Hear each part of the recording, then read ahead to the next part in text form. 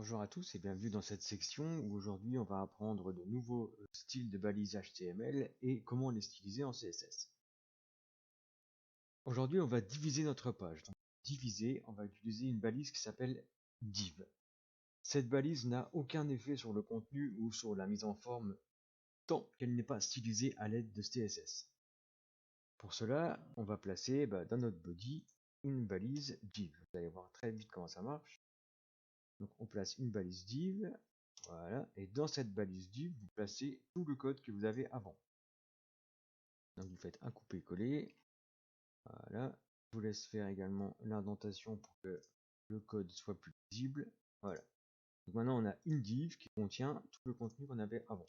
Si on enregistre et qu'on va voir ce qui se passe sur notre carnet de voyage, eh bien il se passe absolument rien.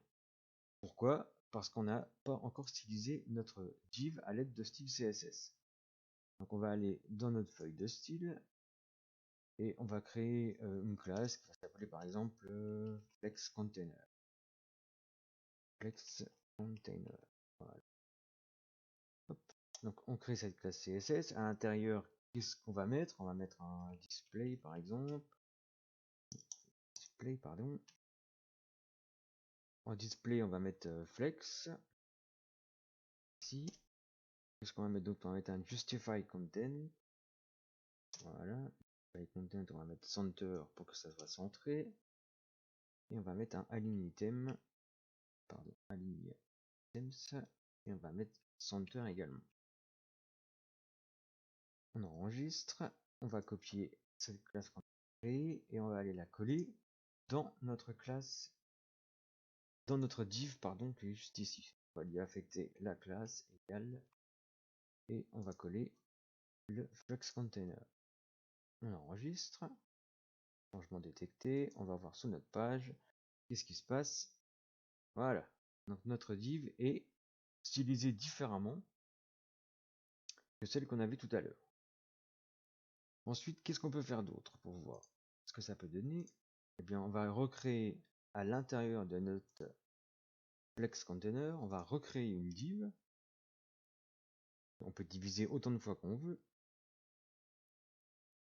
Dans cette div, on va remettre le code qui est ici. Voilà, donc à chaque fois on indente bien pour voir où est-ce qu'on est dans notre code. Là. Et qu'est-ce qu'on va faire? On va recopier une deuxième div, comme celle-ci, et on va la coller voilà, à l'intérieur de notre Flex Container. Maintenant, on a deux cartes de voyage qui sont dans notre Flex Container. Si on enregistre et qu'on va voir, qu'est-ce qui va se passer? Là, on a deux cartes. Et comme on a dit qu'on voulait du contenu flex, eh bien, on a tout sur notre page, on a deux colonnes.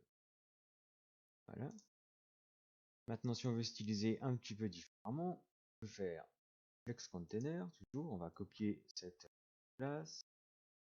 Voilà. Et on va dire qu'on veut styliser uniquement les divs qui se trouvent dans notre Flex Container. On va les faire différemment. Donc on va laisser uniquement, on va laisser uniquement le display flex dans notre Flex Container. Et dans la stylisation des divs, on va prendre le reste. Voilà, et on va ajouter quelques petites options, comme par exemple Flex Direction. Voilà, Flex Direction, on va lui mettre Columns. Voilà, on va mettre un flex à 1. Un flex à 1, et on va mettre une marge à 10 pixels. Margin, 10 pixels. Hop, on enregistre. Et on va retourner voir ce que ça donne sur notre feuille de... Voilà. Donc là, on a bien deux balises avec la marge de 10 à chaque fois. Ça commence à prendre un petit peu forme. Donc les divs sont bien séparés pour afficher leur contenu. Et si vous en ajoutez une troisième, eh bien elle sera bien placée à droite. On va faire le test ici, puisqu'on n'a plus qu'à copier le contenu de notre div. Ici. On va faire un copier-coller. Voilà, on va enregistrer. Et on va aller voir ce qui se passe directement ici. Et voilà, on a bien nos 3 cartes qui sont alignées. Bon, ici avec le même contenu, mais on a 3 divs qui sont bien séparés.